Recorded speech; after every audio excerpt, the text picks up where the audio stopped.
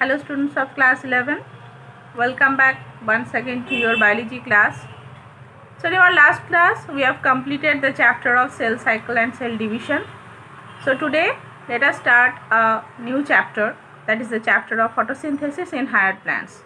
Okay, so let us start today's class. Today we shall learn about photosynthesis. Photosynthesis, you know, it literally means synthesis with the help of light. And no life is possible on the globe without the process of photosynthesis. Why? It is the process by which the organic matter is produced on the earth, and this organic matter support all the living organisms on the earth directly or indirectly. So no life will be possible on the globe without the process of photosynthesis. And oxygen is also used for the formation of the ozone in the outer or the upper layer of the atmosphere that stops the ultraviolet radiation from reaching the earth. And it is the only natural process that releases oxygen into the atmosphere without oxygen. And no life is possible as all organisms take in oxygen during the process of respiration to oxidize the food material to liberate energy. And all the other agricultural products like fodder, timber, fibers, firewood, drugs, etc. are also produced as a result of photosynthetic activities, right? Now, what is the importance of photosynthesis? Basically, these are the significance or the importance of the photosynthesis. And apart from that, fossil fuels, these are the product of photosynthetic organisms that lived millions of years ago. So, you have to know about the importance or significance of the process of photosynthesis. Now, photosynthesis, the site and the pigments. The site and the pigments of the photosynthesis. Photosynthesis takes place only in the green parts of the plant, mostly in the leaves, and to a lesser extent in green stems and certain floral parts, we all know. Within a leaf, photosynthesis occurs in certain specialized cells, which are called the mesophyll cells, which contain the chloroplast, and chloroplast are the actual sites of photosynthesis. Now, chloroplast, these are generally located along the outer margin of the cell with their broad surface parallel to the cell wall of the mesophyll cell. Such an arrangement helps in easy diffusion of carbon dioxide that is needed for performing the process of photosynthesis. And the enzymes necessary for the biosynthetic phase or the dark reaction, which we will study later, are present in the stroma of the chloroplast, right? And the chloroplast have the thylakoid membranes arranged in the form of grana, and interconnecting them are the stroma lamella, right? We all know. And the thylakoids contain the machinery for the photochemical reactions of photosynthesis also. In photosynthetic prokaryotes, what happens? The thylakoid membrane lie freely in the cytoplasm and they contain the pigment that are different from those of the higher plants. Now we know what are the pigment basically.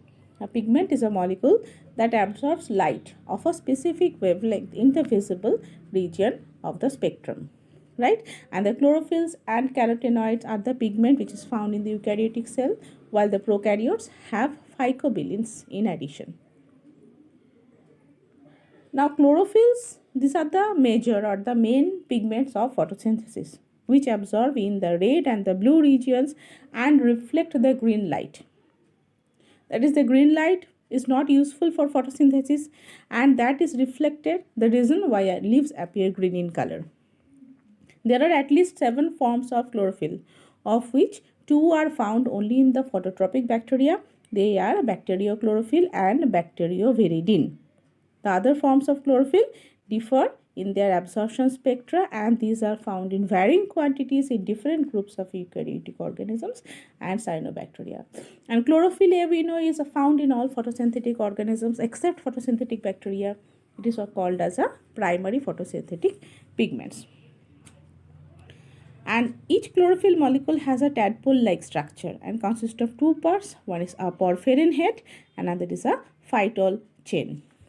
Okay, and the phytol chain, it is long hydrocarbon chain basically. Absorption spectrum is a graph or a curve which is plotted with the amount of light absorbed by chlorophyll as a function of wavelength. And action spectrum, what is that?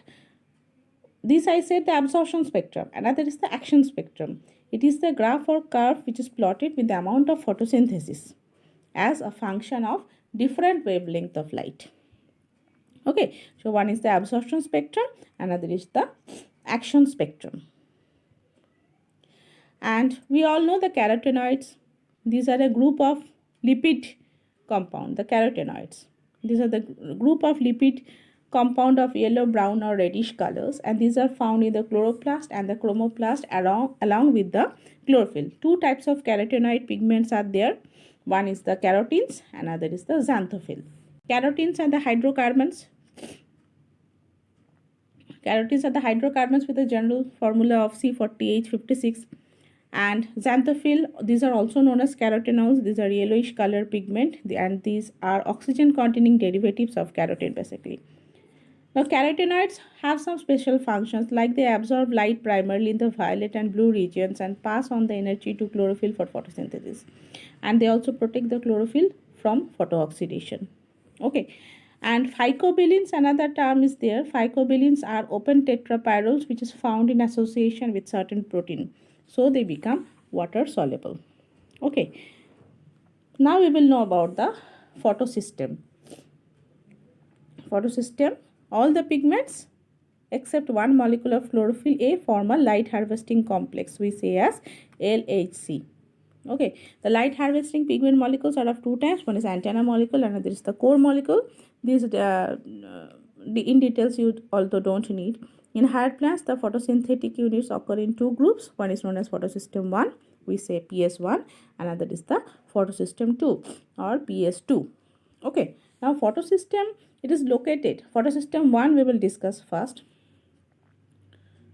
The photosystem 1 is located in the non-appraised region of grana and in the stroma region, and its reaction center is constituted by P700.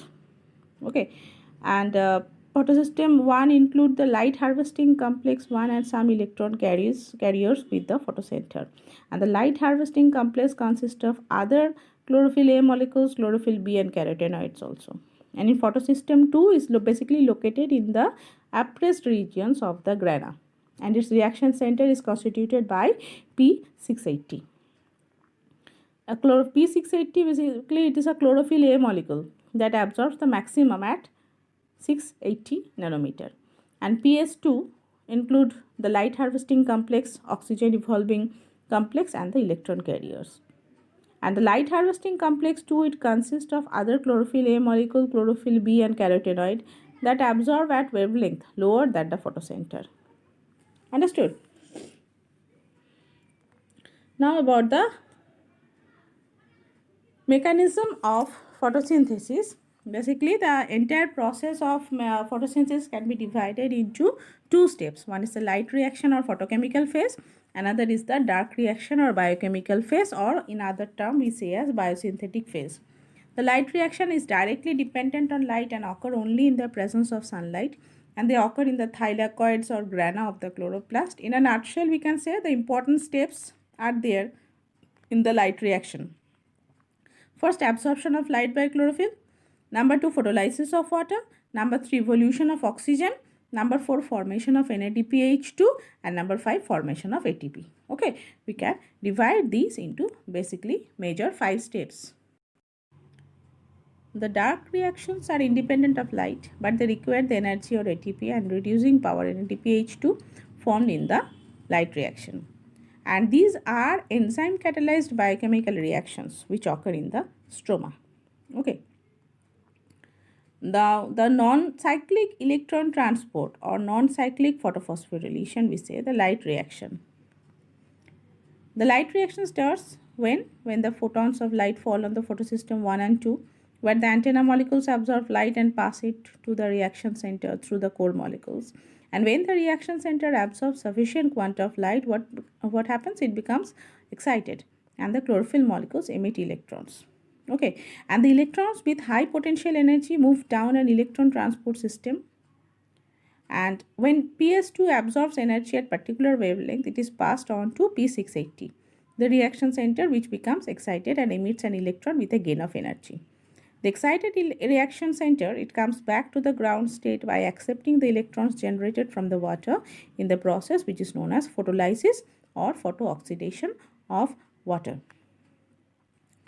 And in this excited state, what happens? The P680 functions as a strong oxidizing agent and splits water. And the cyclic electron transport or cyclic phosphorylation occurs less frequently as compared to non-cyclic photophosphorylation. It occurs when the carbon fixation is stopped due to limited or no supply of carbon dioxide and NADPH2 accumulates. Okay, and this reaction starts when the PS1 absorbs sufficient amount of light and pass on to P700. And when P700 receives enough quantity of light, it gets excited and starts emitting electrons which are accepted by an unknown primary electron acceptor we say as A. From this electron acceptor, the electrons pass on to ferredoxin. Clear? And then this ferredoxin has to pass on to the electrons because there is no NADP plus to reduce. Since the electrons are lost by PS2, since these electrons are lost by this PES1, come back to it, and this process is known as cyclic. So the cyclic phosphorylation and non-cyclic phosphorylation, you have to know the differences between this cyclic phosphorylation and non-cyclic phosphorylation. So this photophosphorylation, I think you have understood the synthesis of ATP by the cells. It's called photophosphorylation, and it is a synthesis of ATP from ADP in chloroplast in presence of light. Non-cyclic and cyclic phosphorylation. Non-cyclic phosphorylation and cyclic, how we will differentiate? Non-cyclic phosphorylation involves both PS1 and PS2, and the excited P680 gets electron from water and involves the photolysis of water and oxygen liberation. And one molecule of ATP is formed in a cycle. There is reduction of NADP plus into NADPH2, and there is fixation of carbon dioxide going on, and it occurs under normal conditions and normal low wavelength of light. Whereas in cyclic phosphorylation, you have to make the difference. How will make it? Involves only PS1, and the excited P700 gets back its own de-energized electrons, and it does not involve photolysis of water and oxygen release. Two molecules of ATP are formed in a cycle, and there is no reduction of NADP plus as NADPH2 is not used up as carbon dioxide fixation is curtailed, and it occurs less frequently and under higher wavelength of light. Okay, now another is there, chemiosmotic hypothesis. Chemiosmotic hypothesis has been put forward by Peter Mitchell as to explain the ATP formation. Here what happens, the ATP synthesis is linked to the development of a proton gradient across the membrane thylakoids. And when electrons are shunted over the electron transport system or ETS, the protons accumulate in the spaces of the thylakoids. And these are transported into the lumen. Why? Because the primary electron acceptor is located towards the outer side of the membrane, and it transfers these electrons to the H carrier. So there is removal of proton from the stroma while transporting an electron. And the enzyme NADP reductase is located in the stroma side of the membrane. Along with the electrons coming from PS1, the protons also are also needed to reduce NADP plus into NADPH2, and hence these protons are also removed from the stroma. As a result, what happens? The protons in the stroma decrease in number, while the number of the protons increases in the lumen or the thylakoid space. So it creates a proton gradient across the thylakoid membrane. And this gradient is important. Why? Because energy is released by the breakdown of this gradient. And this gradient is broken when the protons move across the membrane through transmembrane channel, and the other portion of the ATP synthesis undergoes conformational changes with the energy which is provided by the breakdown of this proton gradient. Clear? This is chemiosmotic hypothesis. ATP synthesis through chemiosmosis.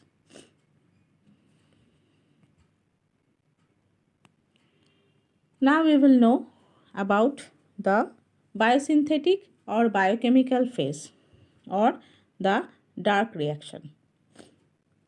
The process by which the carbon dioxide is reduced to carbohydrate by making use of the product of light reaction is called the carbon dioxide fixation or biosynthetic phase. Depending on whether the first product of photosynthesis is a 3-carbon compound or a 4-carbon compound, there are two pathways. One is the C3 cycle or C3 photosynthesis, and another is the C4 cycle or C4 photosynthesis. C3 cycle is also known as the Calvin cycle, and C4 cycle is also known as the Hatch-Slack pathway. Okay, now this C3 pathway or the Calvin cycle consists of major phases of reactions like carboxylation, reduction, regeneration of ribulose 1,5-biphosphate, means in short as RUBP. And it occurs in most of the plants like pea, bean, rice, etc. Hence, these plants are called the C3 plants. This is the C3 pathway. Carboxylation, what happens as soon as the carbon dioxide, one thing I want to tell you, you have to draw the cycle of both C3 pathway and C4 pathway separately. Practice the diagram. It's given in a circular manner. This one, the C3 pathway of the Calvin cycle. In the similar manner, C4 pathway is also given. So you have to practice this cyclical diagram. Now, in carboxylation, what happens? As the carbon dioxide enters the chloroplast of the mesophyll cell, it combines with a 5C compound, ribulose 1,5-biphosphate. And 6 molecules of carbon dioxide combine with 6 molecules of RUBP to form a 6 molecule of unstable C compound. Okay, and each of these molecules breaks into 2 molecules of a 3C compound known as 3-phosphoglyceric acid or PGA, we say in short. And these PGA are formed, and this is the first stable product of the C3 photosynthesis or this C3 pathway. And these two steps of reactions are catalyzed by the enzyme ribulose 1,5-biphosphate carboxylase, and this step is significant also. Why? Because in this step the atmospheric carbon dioxide is fixed up in the plant. The second step which takes place is the carboxylation. Okay, you have seen this C3 pathway. You have to draw the chart like this way, the Calvin cycle. Second step is the regeneration. The second step we will discuss is reduction. Reduction, since the sequence of the reactions in this phase of C3 photosynthesis is just the reverse of what happens in glycolysis, these reactions are collectively known as the glycolytic reversal also. In the first step, what happens? 12 molecules of C3-phosphoglyceric acid combine with 12 molecules of ATP and becomes 12 molecules of 1,3-diphosphoglyceric acid in the presence of the enzyme phosphoglycerokinase. Okay, and these 12 molecules of 1,3-diphosphoglyceric acid are reduced to 12 molecules of 3-phosphoglyceraldehyde with the utilization of 12 molecules of NADPH2 formed in the light reaction and in the presence of the enzyme triose phosphate dehydrogenase. You have to draw the cycle. You have to draw the steps. You have to write the equations here. Okay, and after that what happens? These 3-phosphoglyceraldehyde molecules get isomerized to form dihydroxyacetone phosphate in the presence of enzyme triose phosphate isomerase.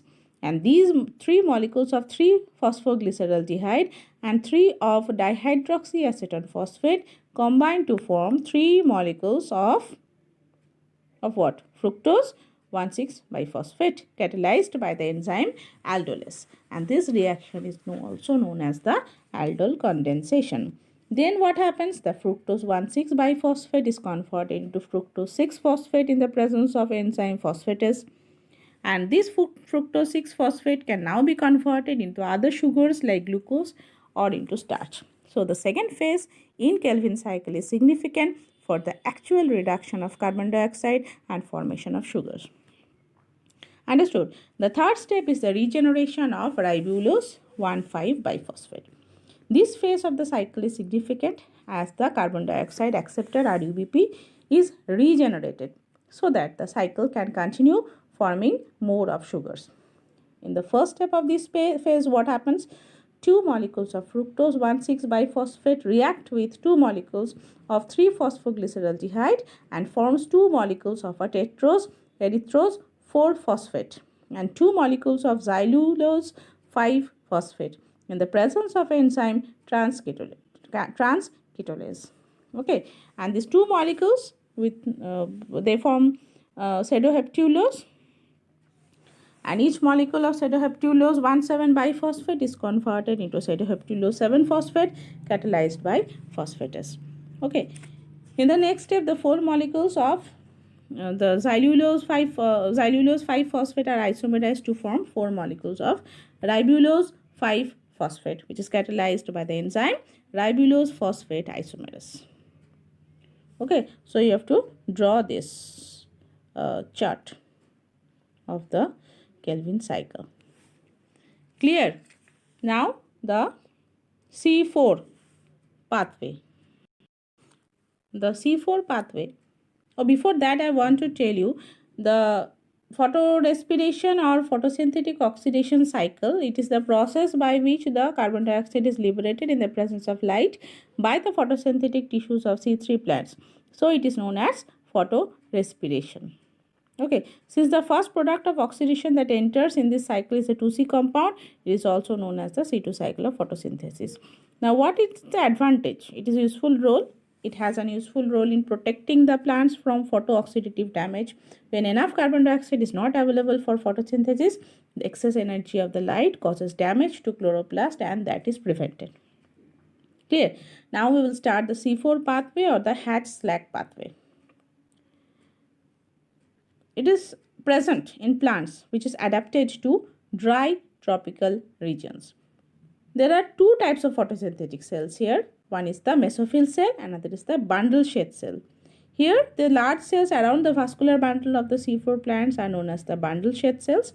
Such anatomy is known as Kranz anatomy. Kranz, Kranz anatomy. Okay, Kranz word means wreath or halo. And they have dimorphic chloroplast. That is, there are 2 types of chloroplast. The chloroplast in the mesophyll cells are granule. Granule means they have thylakoids arranged in the form of grana, and the chloroplast in the bundle-shaped cells are agranule. That is, grana are absent and thylakoid membranes are loosely distributed inside the chloroplast. As a result, what happens? The light reactions and the carbon cycle occur separately in 2 different types of cells. And this type of cellular arrangement does not allow the oxygen to come in contact with the rubisco of the bundle-shaped cell. Hence, oxidation of RUBP is completely avoided. Okay, and this type they have evolved a carbon dioxide concentrating mechanism called C4 pathway, and the objective of this pathway is to build up a high concentration of carbon dioxide in the vicinity of rubisco in the bundle-shaped cell, so that only carboxylation is favored and photorespiration is suppressed. Clear? Now we will know the steps of this Hatch and Slack pathway. We have known about the Kranz anatomy. This atmospheric carbon dioxide that diffuses into the leaves through the open stomata, they enter the mesophyll cell and combine with phosphoenol pyruvate to form a 4C compound, oxaloacetic acid. The reaction occurs in the cytosol of mesophyll cell and is catalyzed by the enzyme phosphoenol pyruvate carboxylase. We say as PEP carboxylase in short. Okay. Phosphoenol pyruvate plus CO2 plus H2O, give an arrow, it forms oxaloacetic acid plus H3PO4. The first equation. The next equation, the next step which takes place, oxaloacetic acid which is formed plus NADPH2 arrow malic acid plus NADP. And in certain plants, what happens? The oxaloacetic acid or OAA in short we say, that is converted into aspartic acid catalyzed by a transaminase enzyme. Okay, now this malic acid which is formed, that is transported to the bundle-shaped cell where it is decarboxylated into pyruvic acid and carbon dioxide in the presence of the enzyme malic decarboxylase. Now how we will write this equation? We will write as malic acid, give an arrow, forms pyruvic acid plus CO2. Now this CO2 will enter the Calvin cycle operating in the cells and lead to the formation of sugars. Understood? And this pyruvic acid is transported back into the mesophyll cell where it gets converted into phosphoenol pyruvate with the help of ATP and enzyme kinase For every molecule of pyruvate to be converted into PEP, 2 molecules of ATP are needed. Understood? So the C4 plants are special. Why? Because they have a special type of leaf anatomy which is known as Grant's anatomy. They can tolerate high temperature, they show a response to high light intensities, they lack photorespiration, and they have greater productivity of biomass. Clear? Another thing I want to say here is granulation acid metabolism. We say as CAM, CAM. What is that?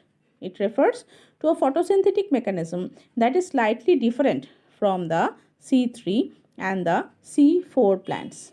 Okay, it occurs in succulent plants which grow under extremely xeric conditions, and it has evolved as an adaptive mechanism to cope up with the dry conditions and carry out the photosynthesis without the loss of water by the process of transpiration. Okay, so this CAM pathway, the carbon dioxide enters the leaves through the open stomata in the night and combines with PEP to forms OAA, catalyzed by the enzyme PEP carboxylase, and the process occurs in the cytosol of the mesophyll cell. Whatever question comes, if you write, where does it occur if the question arises?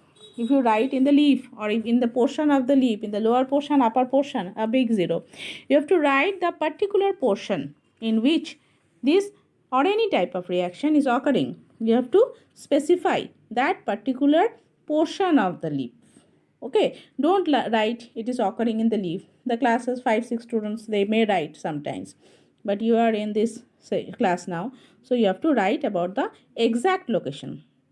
Now you have to know about the difference between the C3 and the C4 plants.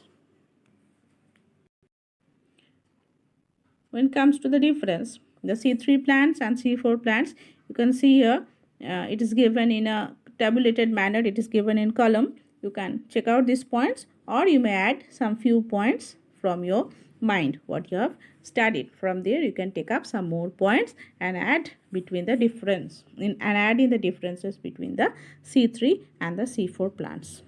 Okay, I think you are able to see this. If not, you may take a zoom out of that and take a screenshot, and you may note down the differences also. Clear? So this is a difference between the C3 and the C4 plants. Now we will know about the factors which affect the process of photosynthesis. When a physiological process is controlled by a number of factors, it is difficult to study the effect of any one factor independently.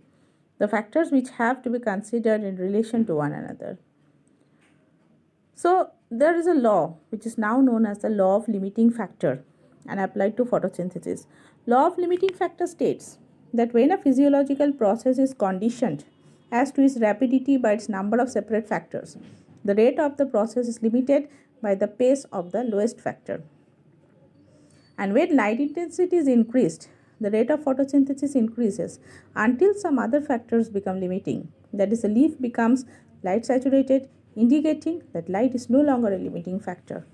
Now, for these factors, internal factors, and we come up to some external factors also, or the environmental factors. The internal factors and their influences on the rate of photosynthesis are the age of the leaf, number 2 leaf anatomy, and number 3 the chlorophyll content. The internal factors, the age of the leaf, as the leaf develops, what happens? The rate of photosynthesis increases gradually, reaching a maximum at its fully expanded stage, and later the rate decreases gradually with the age of the leaf. When it comes to leaf anatomy as internal factor, the rate of photosynthesis is influenced by the number and the degree of opening of the stomata, extent of the venation, and the volume of the intercellular spaces. When more stomata are open, then other conditions being optimum, more carbon dioxide enters the leaves, and hence photosynthesis increases. The third internal factor is the chlorophyll content. As the leaf develops, what happens? The chlorophyll content increases. There is an increase in the rate of photosynthesis also. But in adult plants or leaves, the chlorophyll is not a limiting factor, and the rate of photosynthesis is not a direct function of the amount of the chlorophyll present. Understood? This is the Blackman's law of limiting factor, which I told you right now. And apart from the internal factors, we have known the internal factors: age of the leaf, leaf anatomy, chlorophyll content. Now we come to the environmental factors: the light, availability of water, carbon dioxide, and temperature. Light plays a vital role in affecting the factor of photosynthesis. The environmental factor, light, influences the process of photosynthesis by its intensity, quality, and duration. Under low light intensity, what happens? The rate of photosynthesis is low and it increases when the intensity of light becomes more. And quality, light quality or wavelength, light of wavelength between 400 nanometer and 760 nanometer is called the photosynthetically active radiation, or we say as PAR. And chlorophyll absorbs maximum in the region of red light and blue spectrum, and it is shown that photosynthesis is maximum in these regions. And green light is least effective for photosynthesis, it is maximum at this light. And duration of light also plays a role. Longer duration of light period influence photosynthesis. A plant getting continuously light for about 10 to 12 hours in a day can achieve maximum photosynthesis. Next is availability of water. Availability of water under field conditions, what happens? Water may be a limiting factor for photosynthesis, and not only under prolonged drought conditions but also during hot sunny afternoon. Water supplies electron for photosystem 2 in the photochemical phase, but that is not the primary reason for reduced photosynthesis under water scarcity. Water scarcity affects photosynthesis primarily in the following reasons. Under reduced water supply, what happens? The stomata become closed, thereby affecting the entry of carbon dioxide for photosynthesis, and dehydration of protoplasm affect the enzymes involved in photosynthesis also. Okay, the third is the carbon dioxide concentration. In the land plants, what happens? The atmospheric carbon dioxide enters through the stomata of the leaves in submerged aquatic plants. The carbon dioxide enters through the epidermis and reaches the photosynthetic cells in the form of bicarbonate. Carbon dioxide is usually the limiting factor under field conditions, especially in the clear summer days when the field is sufficiently irrigated, right? And it can be the increase, it has been seen that the increase in the carbon dioxide concentration has been found to increase photosynthesis in C3 plants. It can be because of a few reasons like high availability of the substrate for carboxylation or reduced photorespiration due to more availability of carbon dioxide to rubisco. And another limiting factor is the temperature. The photochemical reactions and the biochemical reactions of photosynthesis respond differently to different temperatures. We all know it. And the photochemical reactions are not much influenced by temperature, whereas the biochemical reactions occurring in the stroma of chloroplast are adversely affected by high temperature. Why? This is because that the enzymes are affected by temperature. Each enzyme has an optimum temperature to perform its activity. In C3 plants, the sensitivity of the primary carboxylation enzyme changes. Its affinity for carbon dioxide decreases at high temperature when the affinity for oxygen increases. In C4 plants, the rate of photosynthesis is low at low temperature because of the low temperature sensitivity of the enzyme pyruvate phosphate dekinase.